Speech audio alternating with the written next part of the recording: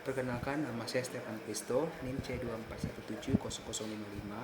Di sini saya akan mempresentasikan hasil laporan Fakur saya yang berjudul Analisis Logam Berat Timbal dan Tembaga serta Maksimum Tolerable Intake pada Kijing Taiwan, Anodonta Sinanodonta Wudiana Rea 1834. Seperti yang kita telah ketahui, logam berat merupakan substansi yang bersifat toksik yang mudah ditemukan di dalam kehidupan kita sehari-hari, seperti tempat kita bekerja maupun lingkungan kita.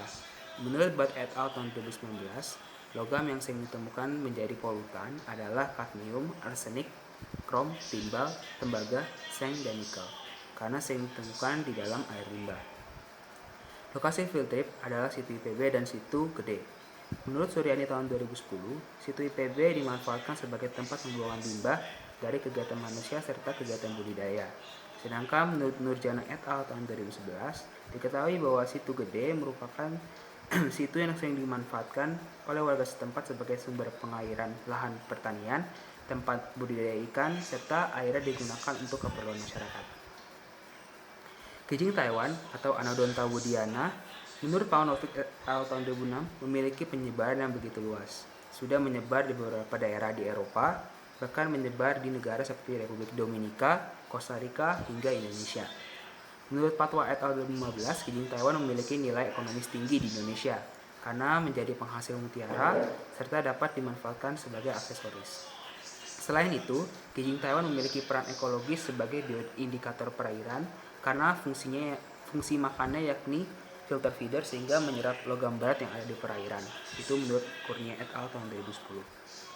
Dikarenakan permasalahan ini dan faktor-faktor berikut, maka field trip ini bertujuan untuk mengetahui kadar timbal dan tembaga yang terkandung pada kijing Taiwan di dua tempat, yakni situ IPB dan situ Gede, serta mengetahui kadar maksimum dari konsumsi kijing Taiwan yang berasal dari dua situ tersebut. Field trip ini dilaksanakan pada hari Rabu tanggal 29 April 2020 pada pukul 1 siang hingga pukul 4 sore yang bertempat di situ LSI, situ Gede, dan analisisnya dilakukan di Laboratorium Biomakro 1, Manajemen Sumber Daya Perairan, Fakultas Perikanan dan Ilmu Kelautan, Institut Pertanian Bogor. Untuk alat dan bahan, alatnya yakni perahu karet, life jacket, Ekman grab, jala, termometer, pH meter dan diometer, timbangan digital, styrofoam, jarum, alat bedah, buku identifikasi ikan, serta alat tulis dan kamera. Untuk bahan, yakni kijing Taiwan, trash bag, dan juga sarung tangan latex. Terdapat 6 prosedur kerja pada field trip kali ini. Yang pertama adalah penentuan titik sampling, di mana titik sampling yang digunakan ada 3, yakni titik inlet atau titik masuknya air ke dalam situ, lalu ada titik tengah, dan yang terakhir adalah titik outlet atau titik keluarnya air dari situ.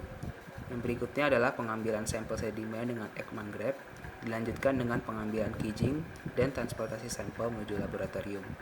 Di laboratorium dilakukan pembersihan sampel dan dilakukan pembedahan daging kijing yang dilanjutkan dengan analisis sampel menggunakan Atomic Absorption Spectrophotometer atau AAS.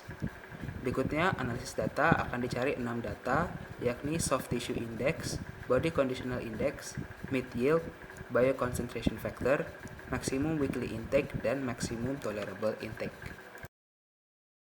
Berdasarkan nilai perbandingan CU dan PB, didapatkan bahwa kandungan logam berat terdapat lebih banyak pada kijing Taiwan di situ Gede daripada kijing Taiwan yang di situ LSI. Diketahui juga bahwa nilai minus yang didapatkan pada kandungan PB pada kijing Taiwan situ LSI menandakan bahwa kadar PB-nya tidak dapat dianalisis menggunakan AS. Hal ini berbeda dengan penelitian Khan et al. 2018 menyatakan bahwa kandungan timbal lebih banyak pada jaringan halus daripada tembaga. Selain itu, tingginya kadar suatu logam berat pada kijing dapat dipengaruhi oleh beberapa hal, yakni kijing memiliki mekanisme detoksifikasi yang rendah atau memiliki metabolisme yang rendah, serta ada kemungkinan bahwa kijing terekspos secara langsung terhadap logam berat. Selain itu, menurut Hertika et al. Tahun 2014, kijing mempunyai protein metallothionein atau MT, di mana dengan adanya protein tersebut, kijing dapat beradaptasi pada perairan yang mengandung logam berat.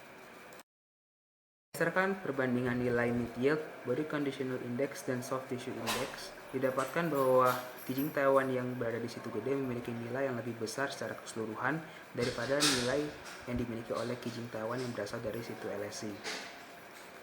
Diketahui bahwa indeks BCI dan indeks MY dari kerang dipengaruhi secara signifikan oleh siklus tahunan, yaitu stadia akumulasi dan pengulangan cadangan makanan yang menampilkan perkembangan gonad serta persediaan makanan menurut Celik et al. Tahun 2012 dan Zupan dan Sarik 2014.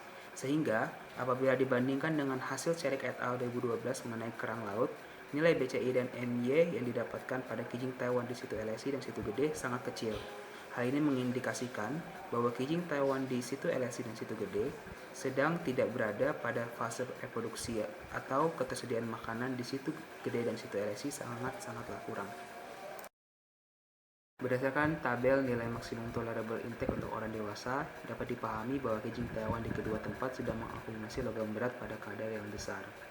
Hasil ini sedikit berbeda dengan penelitian Azhar et al. Tahun 2012 mengenai kerang simping, di mana didapatkan kadar CU adalah 22,64 kg per minggu dan kadar PBE tidak terdeteksi. Sehingga apabila kita menggunakan penelitian tersebut sebagai standar, diketahui bahwa kijing Taiwan di kedua tempat tersebut dilihat dari kadar tembaganya tidak terlalu berbahaya bagi orang dewasa. Tetapi apabila dilihat dari kadar timbalnya, kijing Taiwan di kedua tempat sangatlah berbahaya bagi tubuh manusia. Diketahui bahwa kadar PB yang berlebihan dapat menyebabkan gangguan fungsi otak, mengganggu pertumbuhan, merusak sistem hati, ginjal, sistem reproduksi, hingga berujung pada kematian. Berdasarkan tabel nilai maksimum tolerable intake untuk anak-anak, dapat dipahami bahwa kijing Taiwan di kedua tempat sudah mengakumulasi logam berat pada kadar yang besar. Hasil ini sedikit berbeda dengan penelitian Shamputa 2018 mengenai pensi, yaitu organisme bentik, di mana didapatkan nilai kadar timbalnya adalah 93,8 kg per minggu dan nilai tembaganya adalah 3,9 sampai 4 kg per minggu dengan asumsi kandungan PB dalam pensi adalah 0,004 mg per kilogram. Sehingga hal ini mengimplikasikan bahwa kadar timbal terdapat tinggi pada kijing Taiwan di situ gede, sehingga tidak baik untuk dikonsumsi oleh anak-anak. Diketahui juga bahwa kadar tembaga yang besar pada tubuh manusia dapat menyebabkan keracunan yang dapat membawa kepada kerusakan ginjal hingga kematian. Sehingga kesimpulan yang dapat diambil dari field trip kali ini adalah kadar timbal dan tembaga pada kijing Taiwan yang berasal dari situ LSI dan situ gede memiliki kandungan yang besar, sehingga tidak baik untuk dikonsumsi oleh orang dewasa maupun anak-anak. Lalu kadar maksimum konsumsi kijing Taiwan yang berasal dari situ LSI dan situ gede untuk orang dewasa dan anak-anak masing-masing adalah 0,7770 kg per minggu dan 0,6033 kg per minggu. Sedangkan untuk saran adalah kadar pencemaran terhadap situ LSI dan situ gede yang tinggi dilihat dari kandungan logam pada kijing Taiwan menunjukkan perlunya pengurangan masukan limbah menuju situ LSI dan situ gede, yakni seperti pengurangan limbah industri atau rumah tangga sebelum dibuang ke perairan umum dan lain sebagainya.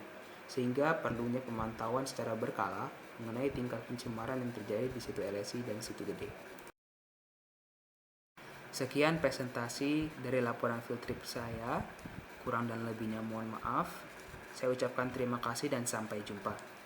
Tambahan, untuk daftar pustaka yang telah saya sebutkan selama presentasi akan saya tampilkan pada deskripsi video di bawah.